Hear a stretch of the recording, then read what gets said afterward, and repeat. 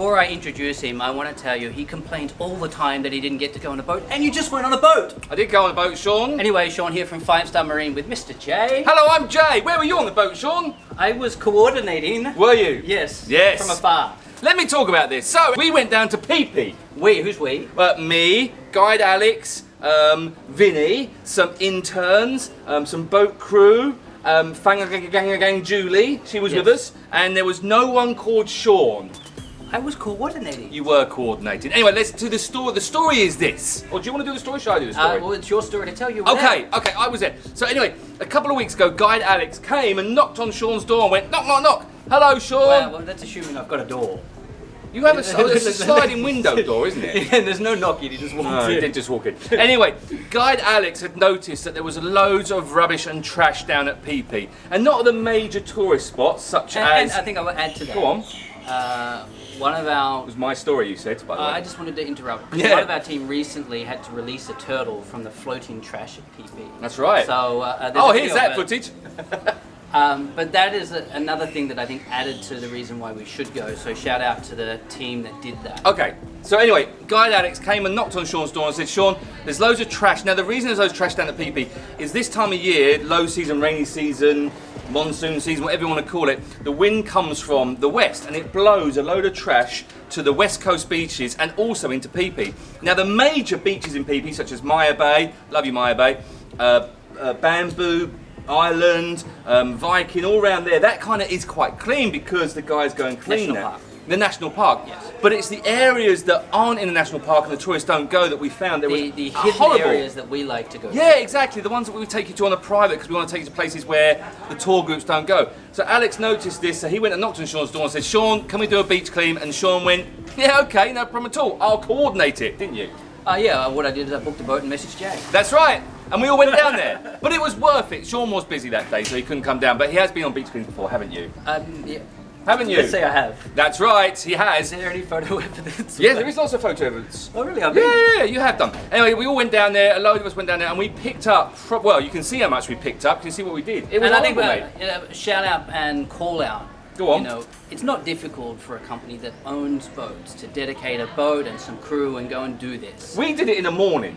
Yeah, and more than that, we Yes. brought the boat back and in the afternoon and went and did a tour. So a lot of companies don't want to do it because they're worried about the revenue loss. And I understand that, like we're all commercially operating companies here, but if you can find a way to match it around your tour programs or around your guests, you know, get out early, do a clean, get back, or even while you're out there, you'll find that some of your guests even want to participate in the clean. Like Guide Alex does a lot of that, where he'll be on tour and he'll ask the guests, is it alright if I do a clean while you're snorkeling? And then the guests, they all get together and they help and we bring some trash back. No, absolutely. I think you need to bring your trash back. You can see it out there. I really feel like this is not difficult for other companies to do, and we're not saying that we're a great company because by far we're not. Right? There is more that we can do as a company. Can always do more, Sean. Exactly right, but like it is a call out to those who keep saying we're too busy. It's costly, and it's not. It's fuel. And your staff want to go. Like our staff had a great time. They come back. They felt proud about. We went swimming afterwards and everything. Exactly right. You know, and but some staff brought kids. Some staff brought their husbands. They didn't have kids there. That would be weird. Yeah, no, but they brought their kids. They did bring their kids with them, yeah. You can imagine the whole thing. My kids didn't come. Shout out to my kids because do you know why they didn't come, Sean? Don't you? Yes. Yes, because the lady Mischief Wigglebum II. And I would like to say even further to that, if you're a member of the Thai Yachting Business Association, you should get out there and do a beach clean. Yeah, who's a member of that? You. Oh, that's right. I'm on the board of directors. Sorry, that's right. You're in a lot of trouble now. Hey, no, I'm going for next year. I'm going for El Presidente. Anyway, El Presidente. Can I just talk about the trash? Honestly, on the beach, do you want to know what we found? Well, we found some toothbrushes. I found lots of fishing nets and fishing wires and fishing floats. Lots of floats that they'd used, which were like what are they called? Oil. What are they called? Containers, which they then obviously use as buoys or floats. We found loads of them. Obviously, plastic bottles. Lots of other stuff. What brands did you see? Oh, I didn't. To name and shame. No, I don't want. There was lots of. I don't know what we found. Lots of salt. Did you find any Dr. Pepper? No Dr. Pepper. Oh, good job, wow, Dr. wow. Pepper. Good work, Dr. Pepper. Yes. We love you. There was lots of Coca-Cola. There was lots of glass bottles. There was lots of wooden trash as well. There was loads of. I mean, just everything. Let's walk us through it, Jay, because we've probably got footage that's going to. Okay, so we left here. We left here in the morning. We all went down on Lisa 3, our bigger boat. We all went down there. We got down there. It took about an hour to get down. It was actually a beautiful day. Took some pictures at Camel Rock, which was nice. Saw the dragon opposite Camel Rock. Have you ever seen the dragon at Camel Rock? That's cool. It's a secret sea dragon that lives down there. Then we went into the the first bay. It was a little bit choppy, so we couldn't park on that one. So we went to the second bay, and my God, I've never seen trash like it. Not in PP. It was like that deep that you were walking through. It wasn't very nice. All right, so then cleaned up with using gloves. Like, let's be specific so people know how to do this. What? Pick up With white rubbish. gloves on. I only had one glove on. I was like Michael Jackson. Yeah.